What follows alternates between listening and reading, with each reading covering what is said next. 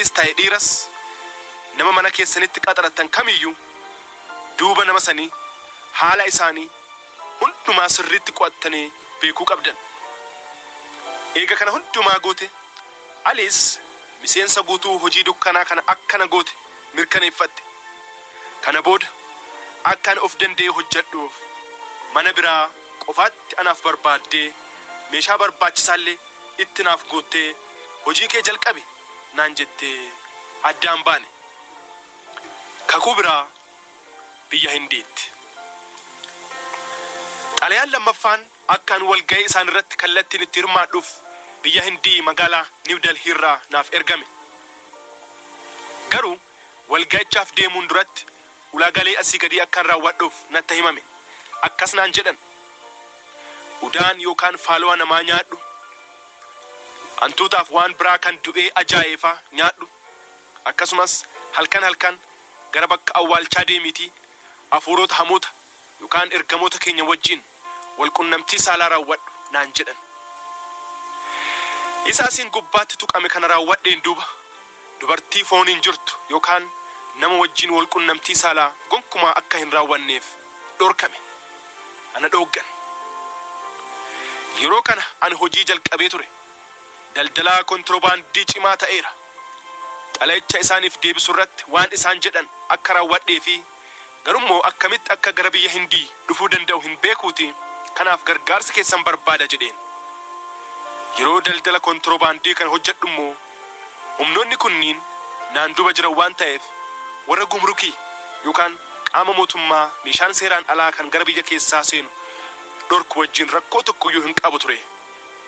Amma birrii guddaa argachuu jalqabeera.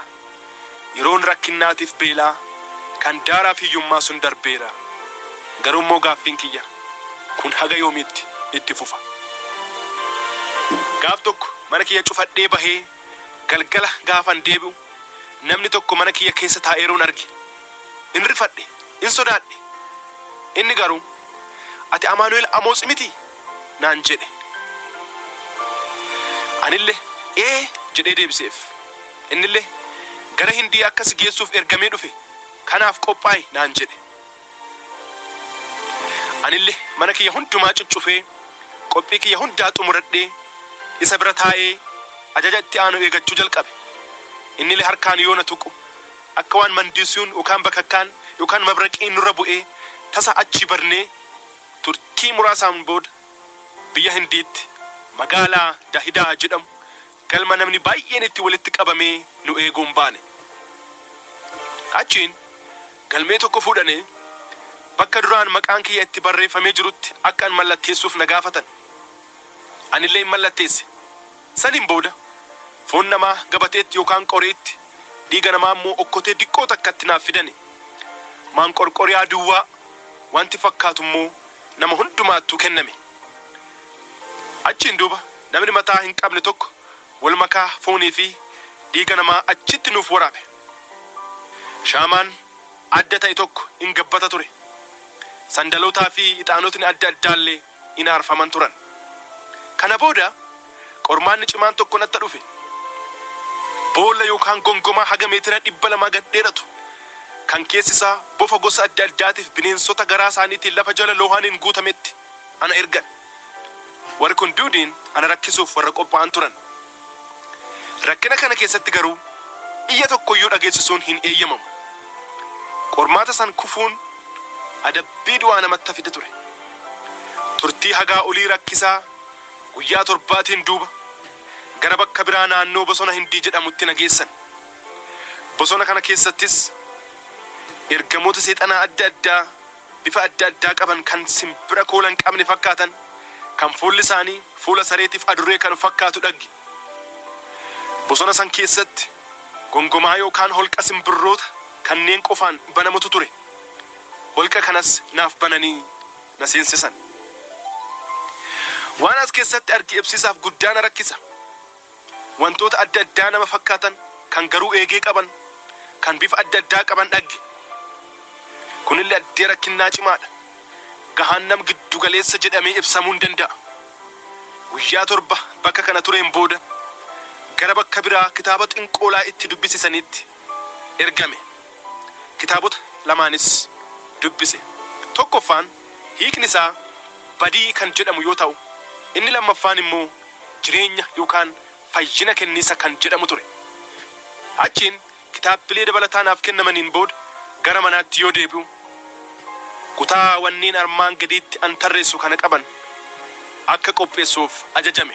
Isaanis dhiiga namaa okkoteetti, lafee namaa, koola yookaan koochoo rumichaa yookaan arraaqessa waan du'ee ajaaye nyaatu, akkasumas gogaa bineensota bosonaa, akkasumas gogaa bofaa, akkasumas biyyee diimaa okkoteetti akka qopheessu ajajame.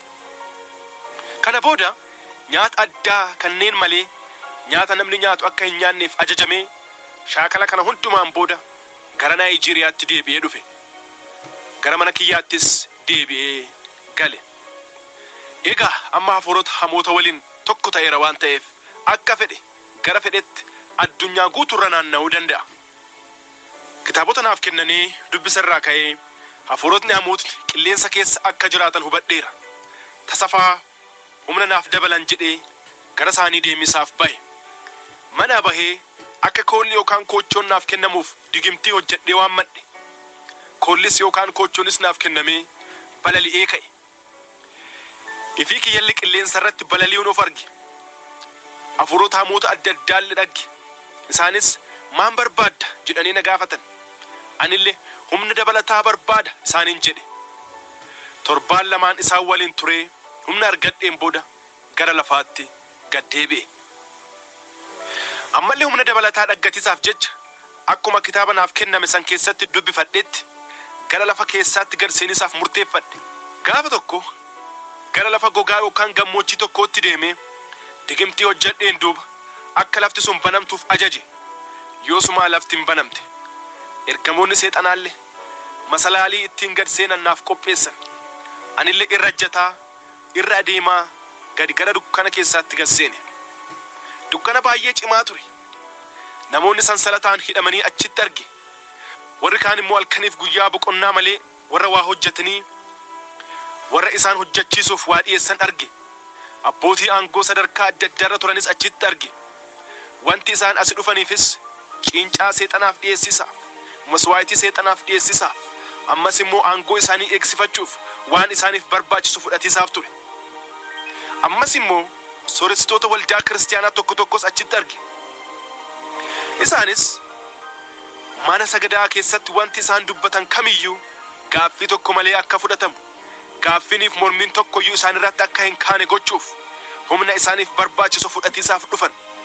Anillee torbaan lamaan as keessa tureen booda humna naaf barbaachisu fudhadhee bahe.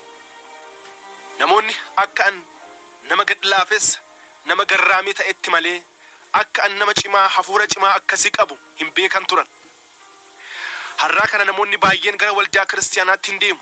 Garuu namoonni waan hamaarraa eegaman warra dhugumaan Yesuus Kiristoositti amananii akka barsiisa dubbii sagalee isaatti jiraatan. Kakuu biraa mootittii dukkanaa yookaan xarafaa negist waliin. Gaafa tokko miila kiyyaan deemaa bashannanaa deemuu barbaadee manaa bahe. Osoo deemaa jiruu naannoo buufata konkolaataatti dubartii baay'ee bareedduu takka arge. Waan takkaallee ittiin dubbanne bira darbe. Ammas guyyaa biraatti bakkuma san dhaabattee ishee arge. Guyyaa sadaffaattis akkasuma ishee argee yoo bira darbuuf jedhu na waamte. Anis bira deemee ishee haasofsiise. Amaanu'eel Amoos jedhama jedhee of beeksise. Isheen garuu maqaa ishee dubbachuu hin barbaanne. Bakka jireenya isheellee dubbachuu hin barbaanne. Ilkaan ishee qofaan natti seeqatte. Bakka jireenya kiyyaa na gaafannaan karaa isaa qofaa itti himee gaafa deemuuf jedhu. Gaafa tokko gara mana kee si biraan dhufa naan jette.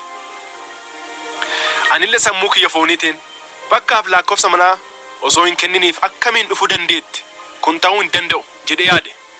Garuu immoo torbaanuma sanatti balballi mana kiyyaa rukutame. Yeroo banus ishee turte. Anis dubartittii eenyummaa ifii dhokfattu baga nagaan dhufte jedheen. Keessa kiyyaan immoo isii dubartiin bareedni tun eenyu ishiini? garuu akka kiyyoo kan caccoo cimaa keessa seenteertu in beektii jedheef gaafadhe. Isii keessummeesseen duuba baatee deemte. Garuu immoo haala na shakkisiisuun irra deddeebitee saatii wal fakkaatutti mana kiyya dhufuu jalqabde. Saatiif daqiiqaan itti dhuftullee wal fakkaataa ture. Yoo isiin gara mana kiyyaa dhuftu gara hoteela babbareedoo magaalaa Leegoos keessa jiranutti geessee isii bashannansiisa ture. Garuu yoo kana hundumaa isiif godhu eenyummaa isii even maqaa isiiyyuu hin beeku tureeyyu. Ani lewumaatti dhiphachuu hin barbaanne, sababni isaas dubartiin tuqin jedhamee akeekkachiisa cimaan naaf kennameera waan ta'eef. Tasuma immoo guyyaa dhufuu dhiistee halkan dhufuu jalqabde. Gaafa tokko immoo An dabaree kiyya xumuradheera. Amma mana kiyyatti dhuftee na laaluun dabaree keeti naan jettee. Halkan tokko waliin turree ganama kaanee konkolaataa qabannee waliin deemne. Bakka wayii gaafa geenyu konkolaachisaadhaan nuuf dhaabi jetteen. Konkolaataanis yoo dhaabatu eessa deemna jedheen. Hin dhiphatin mana kiyya laalaa harta naan jettee gara bishaan galaanaa jirutti gad nu buustee lamaan keenya iyyuu akka waan sabbata yookaan qabattoo wayitiin nu hiitee osoo jirtu humni wayii dhufee nu lamaanuu dhiibee gara bishaan galaanichaatti gadi nu darbate. Galaanicha irratti ariitiidhaan deemuu jalqabde.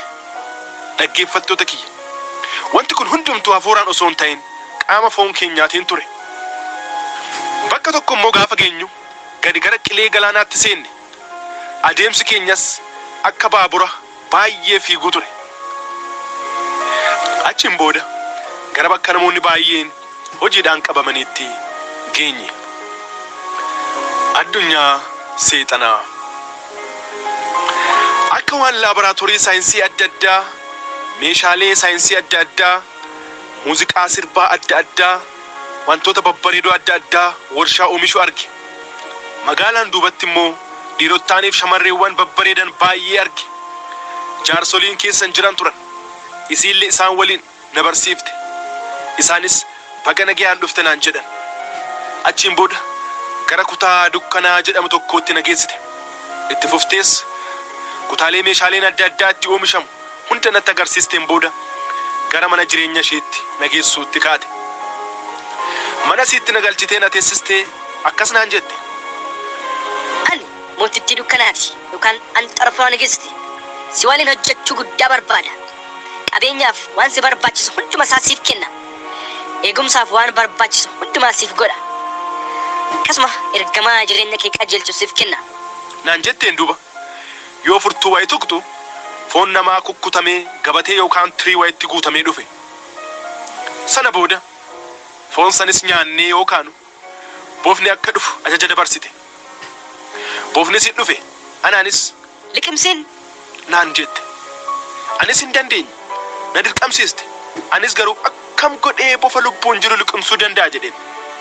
Achiin duuba humna ittiin liqimsuun naaf dabarsitee boficha liqimsuu danda'e. Kakuuwwan sadiin haga ammaatti raawwadhe kunniin wanneen kanneeniif na fayyadan. Fooniif dhiigi namaa akkasumas bofni an nyaadhee dhuge kun akka namni waan kiyya narratti hin beekne na gargaaran. Ergamaan seexanaas akka seera na eegsisuuf natti ramadamee humnis kennameeraaf. Yoo lafarra jiru akka nyaata bishaan keessaa naaf fidu yeroo barbaadutti isa ajaja ture. Yeroo maraa isiif yookaan mootittii dukkanaatiif ajajamiisaaf waadaa seeneef. Kana booda gara bishaan Abbayyaa guddaa tokkootti na geessite. Adoo deemnuu mandara mukkeen adda addaa irra jiran bira geenye.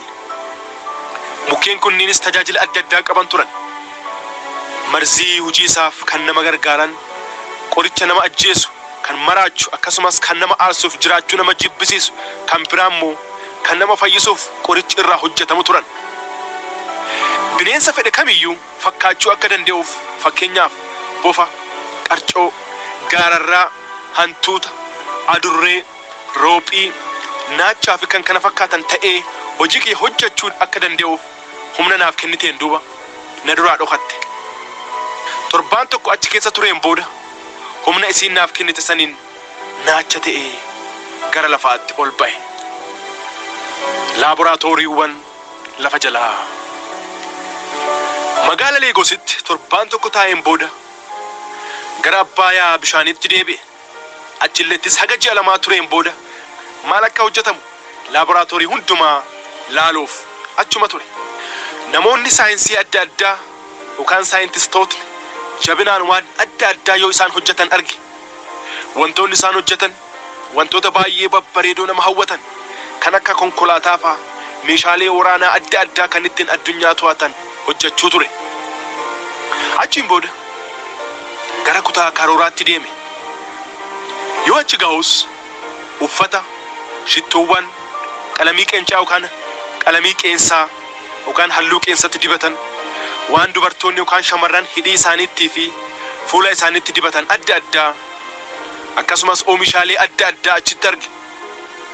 Wantoonni kunniin duudiin kan karooraan qophaa'aniif dubartoonni uffatoota qullaa isaanii mul'isu kanneen uffatanii dibatoota kanneen dibatanii dhiirotaan karaa yookaan daandii waaqayyoo irraa gorsuuf yookaan dogongorsiisuuf ture. Kan biraas meeshaalee elektirooniksii kompiitaraaf moobaayilota adda addaa arge. Ammallee dabalataan namni tokko yoo gooftaa Yesuusitti amanu bakkaaf eenyummaa isaa kan agarsiisu meeshaa akka televiziyoonaa fakkaatu tokko arge.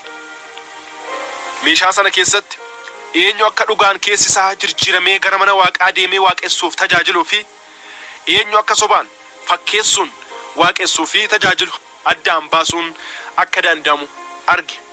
Achiin duuba laaboraatoorii keessaa bahee gara kutaa dukkanaatii fi itti waa gogsaniitti deeme. Kutaan dukkanaa kun kutaa namni ajaja isaaniitiif tole jedhee hin ajajamne kutaa itti ajjeefamu. Yoo ajjeefamus jalqaba dhiigni isaa keessaa waraabamee dhumeen booda gara kutaa mootoraatti kennama. Sana booda namichi kutaa mootoraa keessatti hojjetu sun foon yookaan qaama namaa dhiigni keessaa xuuxamee dhufe sana daakeen booda gara kutaa gogfamuutti fi kutaa kuusaa daakuutti dabarsa. Kutaa kuufamaa san keessatti walitti qabameen booda namoonni qoricha aadaatiif barbaarsa yoo dhufan ashagamee yookaan paakdi ta'ee kennamaaf. Kutaa kana keessatti wantoota biraa adda addaa dubbachuuf namatti ulfaatu baay'ee arge. Ani keessi halchaa kiyyaa Lucifer argisaaf ta'us haga ammaatti garuu isa arguuf ga'umsa hin arganne. Mootummaa dukkanaa. Kitaabni qulqulluun Wangeela Yohaannis boqonnaa isaa 10 irratti Diiyaabiloos inni sobaadha. Inni kan nama sobu. Inni Diiyaabiloos hattichi hatiisaaf, qaliisaaf, balleessisaaf malee waan biraatiif hin dhufu. Ani garuu jedhe Yesuus jireenya akka isiniif ta'uuf akka isiniif baay'atuuf dhufe jedhee barsiise. Ani garuu jireenya akka isiniif ta'uuf akka isiniif baay'atuuf dhufe jedhee barsiise gooftaan keenya Yesuus Kiristoos. Gara magaalaa Leegos deebi'een booda hojii kiyya cimsee itti fufe. Torbaan 2 booda gara bishaan galaanaatti deebi'e. Sana booda mootittiin dukkanaa yookaan xarafuu Anigist hojii jalqabinaan jettee waan an hojjedhuu qabu safartee natti kennite. Gara magaalaa keessa jiraadhuutti deebi'ee ogeessa yaalaa kan aadaa kan ture obboleessa abbaa kiyyaa akka ajjeesuuf na ajajje.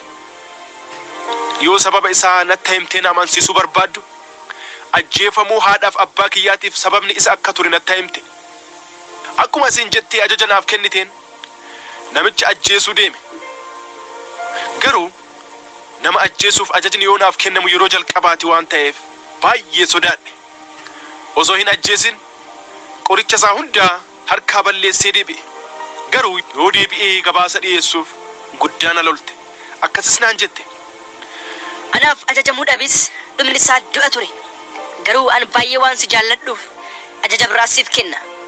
Olluma keessan sana abbaa kee ajjeesuutti obboleessa abbaa kee kan gargaaran jaarsoliin yookaan maanguddoonni lamaan jiru. Isaan ajjeesiti kootu naan jette. Akkuma naan jette san deemee jaarsolii lamaan sana ajjeese. Dhiiga isaaniis waraabee geesseef. Sana booda humni addaana keessatti mul'achuu jalqabe. Fakkeenyaaf shamarrittii durii fuudhaaf gaafadhee na didde fuula ishee yeroo tokkoon balleessuu danda'a. Waan kana caaleenis akka fedhetti godhee namoota miidhuu hin danda'a. Turtii Lucifer waliinii. Achiin gara magaalaa Leegositti deebi'e. Gaafa tokko durba yookaan shamarree Niinaa jedhamtu takkaan wal arge. Isheenis intala baay'ee bareedduu turte. Garuu jireenyi ishee jireenya bishaan galaanaa keessatti hafuurota hamootaa waliin ture. Isheenis tajaajiltuu cimtuu mootittii dukkanaa yookaan xarafuu Anigist kan taatee fi baay'ee nama amala sukkanneessaa qabdu turte. Kiristaanotas akka malee kan jibbituu fi haga dhumaatti isaan balleessuuf kan qophoofte turte. Niinaan jalqaba mootittii dukkanaatiin ergamtee gara kiyya akka dhufte bare. Achi wal qabannee gara bishaan galaanaatti seenne. Achittis Lucifer waliin walgahii akka qabnu beeke. Walgahii kanarrattis qajeelfamoota asiin gadii kana Lucifer yookaan seexanni nuuf kenne. Waldaa kiristaanaatti namoota hin amanne hin tuqinaa. Warri isin balleessitan warra sirriitti amantii gooftaa isaaniitti qabaniif hordofatan qofaadha nuun jennaan. Nu keessaa tokko harka baasee maaliif warra kaanis dhiisuun barbaachise? Walumaan osoo balleessine hoo jedhee gaafate. Innis isaan hojii keenyaaf nu gargaaran. Namoonni akka bakka san hin seenneef gufuu ta'an jedhee deebise. Nama na dhaggeeffachaa jirtu qalbeeffadhu. Ati jireenya akkamii jiraachaa jirta? Jireenya wal makaa kan Waaqa hin gammachiisne jiraachaa jirta taanaan namoota gara gooftaa silaa dhufuuf jiraniif seexanni gufuu godhee akkasitti fayyadamu beeki. Akkamitti yoo jette ati kiristiyaana teetee yoo cubbuu adda addaa ifaa ifatti sodaa malee hojjettuun dhaggu. Namichi silaa gara Yesuus dhufuuf jiru sun jireenya keeti kana dhaggee isaanuu nurraa womaa jirjirama hin qabanu jireenyuma nuti keessa jirru kana jiraatan maquma qofaa kiristiyaana ofiin jedhu malee jedhee gara gooftaa dhufuu dhiisa. Hubadhu immoo gooftaan nama silaa gara kiyya dhufuuf jiru dogongorsiisuurra yookaan gufuu itti ta'uurra abbichi sun dhagaan daakuu itti fe'amee gara qileetti darbatamuu wayya isa jedhee barsiise qaabadhu. Kanaafuu yeroo ittiin kennin ammumaa araara gali. Dhiiga Yesuusitiin ofii keetti qulqulleessitii jireenya akkasii keessaa bahi. Waaqa dhugaaf hafuura ta'e kana dhugaaf hafuuraan isa waaqessi. Isaaf sagadi. Isaaf galata dhugaa galchi. Fakkeenyummaa gaariin jireenya kiristiyaanummaa agarsiise. Namoonni Kiristoos Yesuus jireenya keetirraa haa arganuuti. Jireenya keet kan namatti gufuu ta'u osoo hin ta'in kan namoota gara gooftaatti harkisu akka ta'uuf jabaadhu. Sagalee Waaqayyootiin kadhannaan jabaadhu guddadhu. Seexanni sababa hollaa fi kijibuu isaatiif waan gatameef jecha aarii guddoo waan qabuuf mootummaa Waaqaa jedhee waamuu hin danda'u. Bakka san qofaa jedha. Ittuma fufee warra bifa waaqeffannaa qaban garuu kan humna Waaqaa mormatan akka hin tuqne nu ajaje. Maaf jennaan isaan akka kiyya jiran jedhee nuuf deebise. Kanaafuu kan cibsinee loluu qabnu warra dhugaan gooftaa Yesuus jaalatanuuf hordofatan qofaa akka ta'ee fi yeroon bara dhumaa baay'ee gabaabbachaa akka jiru nutti himee cimsinee isaan loluun akka nurra jiru nutti hime. Hubadhaa. Mul'ata Yohaannisii boqonnaa 12:12 irratti sagalee akkas jedhutu jira. Isin kan samaayii keessa jirtan baga gammaddan. Maaliif jennaan himataan obboleeyyaanii diinni keessan diiyaabiloos gatameeraatii. Warra lafaaf qilee keessa jirtanuuf garuu aanne wayyoo diiyaabiloos yeroo gabaabaan akka isaaf hafe beekee mufii guddaan gara keessan baheera jedha. Seexanni yeroon gara ibidda bara baraa itti gatamuusaa akka dhiyaate beekee eentu badee eentu hafa jedhiisaan namoota baay'ee maloota adda addaatiin gara isaatti deebisaa jira. Kana qalbeeffachuuniif Waaqayyootti maxxanuun gooftaatti amantii dhugaatiin jiraachuun furmaata filannoo biraa hin qabnedha. Ammallee nu keessaa tokko akkas jedhee gaafate. Waaqi ilmaan namootaa fayyisuuf nama tokko samaayirraa ergeera jedhee jennaan. Seexannis rifatee aaree eenyunni jedhee gaafate. Miseensa keenya keessaa tokko Yesuus jedhee deebise. Yoo maqaan Yesuus jedhamu waamamu hamma hundumti keenyaa rifannutti seexantichi Lucifer bakka irra taa'e teessoo isaa sanirraa lafa dho'e in kufe bup jedhe. Yesuus